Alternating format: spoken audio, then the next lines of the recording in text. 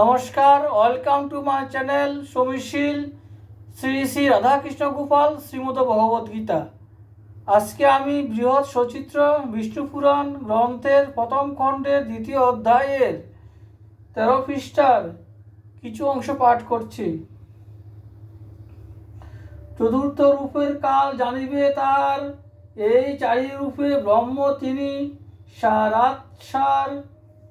এই চারি রূপ মধ্যে যে বস্তু পরম, তা হেরিতে জ্ঞানীগণ হয়েন সক্ষম।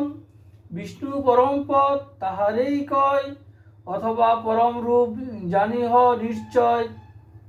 পূর্ব উক্ত প্রধান আদি রূপ সমুদয়, সৃষ্টি স্থিতি প্রলয়ের হেতুমাত্র হয়।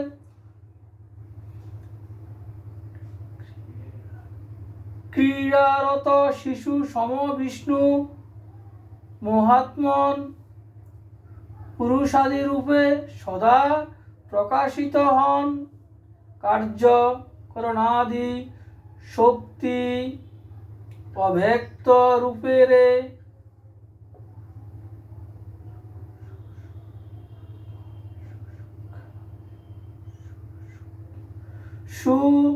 সূক্ষ্মা প্রকৃতি বলি ঋষির বিচারে।